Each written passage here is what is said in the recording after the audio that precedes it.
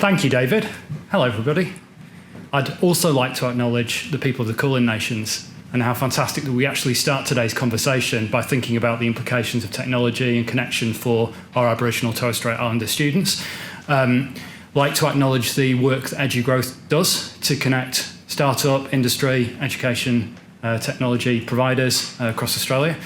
And absolutely thrilled to have this opportunity to speak, for Monash to speak about technology and to join today's event. And it's Monday, so we can probably all do with a bit of orientation, having been in the different orbits that we've been in over the weekend.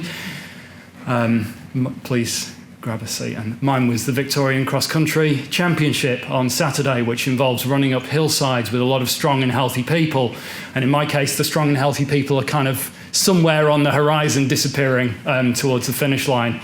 And here I am today. So I guess I'd like to start really by talking about the importance of connectedness, that obviously the podium goes to Monash for a few minutes, but in a very important way, it could be any of us here speaking.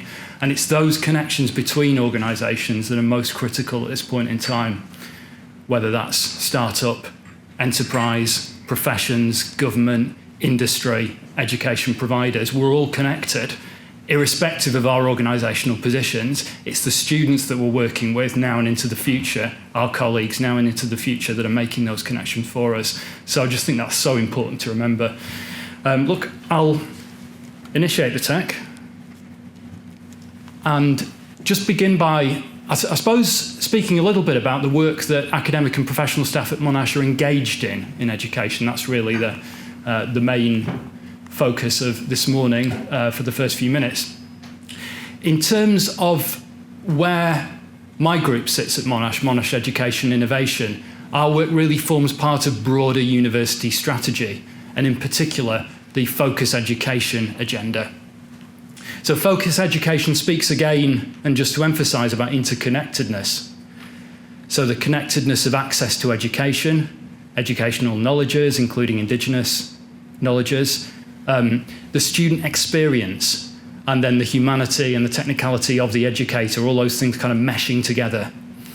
And then globalisation, innovations in technology and shifting expectations are driving higher education providers to think again about their approach to learning and teaching. And that's a message that's not going to be surprising to anybody here, but it's one of the things that Focus Education says. So it's an agenda that kind of challenges Monash, if you like, and challenges all of us who work in this area about rethinking what we're doing in a moment that's asking us profound questions about the essential premises of education. So that's Focus Monash and where we start with our work. I'll talk about 4 programs that are happening at Monash right now, one overarching initiative. But before I do, I just wanted to say a word or two about the underlying philosophy, just so that I don't kind of misrepresent the intent of it all. So here goes. We've shared this a few times. I'd just be interested in your thoughts, because it's very much an emerging set of messages. So I guess the first thing is that in terms of education and where we see change in education, we see that as very much about bringing about an ecosystem, which is lovely kind of metaphorical words, but I'll say more about where we put those. So bringing about an ecosystem to support the creation and sustaining of excellence in education. That's kind of where we see our work. What do we mean by an ecosystem? Well, obviously it's an environment where new ideas are favoured, but I think there's a little bit more to it than that from our perspective. So we think of our ecosystem like any kind of complex area. It grows from, it harnesses, it draws out diversity. That's one of the most important things about ecosystems, obviously. And then bringing complexity to the efficient accomplishment of certain fairly simple things. And for us, it's about the intellectual, moral, and social accomplishments now and into the future of our students. In a sense, we're not interested in the organisation. Well, of course we are, but really it's what the students do and can do that's behind everything that we look to achieve. And I guess there's some principles that sit with that. So this slide actually breaches one of the fundamentals of designing slides, because it's now got some yellow on it, so I'll read the yellow to you. We believe effective change in education means, well, there's a kind of punchline that you can't say. It could say anything. That really is about the message, working across cultures and systems. So universities in particular are complex places. We think that most or all educators are strongly aware of change imperatives, but there's a lot of push and pull factors in the environment. So we think clarity and communication and language is absolutely critical. The university environment kind of has to scream at you about how learning and teaching, we think learning and teaching should be conducted. And the message has got to be really compelling. And the other thing that we think we've got to do, I guess, in education innovation is make things easy. It's so difficult in a complex environment to even believe that you might be able to work in the way that you'd like to. So our group is really all about making things easier for people who want to work effectively. That's where we put a lot of our time and energy. Honestly, that is what the thing in yellow says.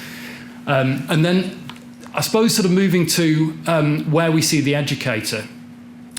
We think that as educators, when we do things differently, that involves doing at least 3 things concurrently.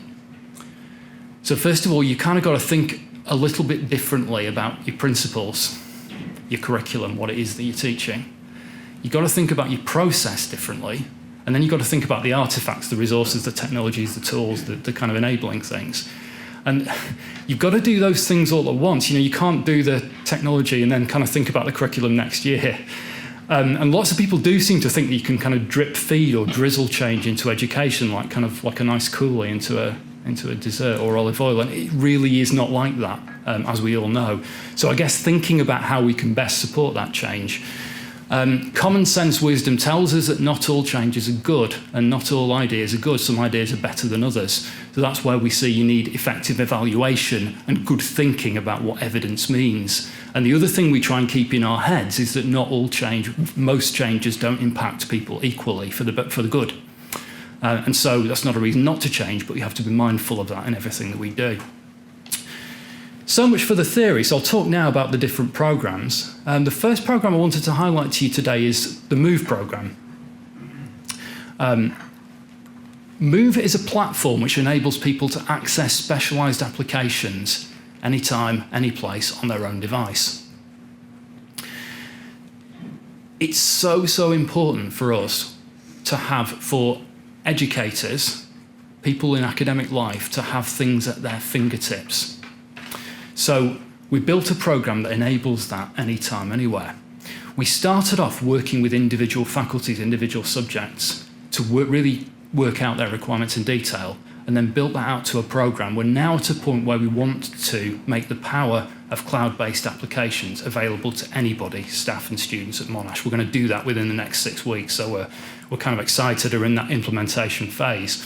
What does that mean? Well, I suppose we think that for students, they can now expect to work in a way that is expected in their discipline, their industry, associated industry, their profession, anytime. And the educators can plan that that is what they will be able to do. So no longer is there a constraint imposed by the physical space, the environment, the availability of PCs, the processing power of students' devices. All those things are in a sense immaterial, and that's what the MOVE platform does. It's about having the kind of substance at your fingertips. I'll just run a quick video which gives it in the words of our students. MOVE for me is that I can study wherever I want and wherever I want on my own computer. It allows me to manage my time better because I don't have to wait around uni or hang around for a computer, and I can access the software at home.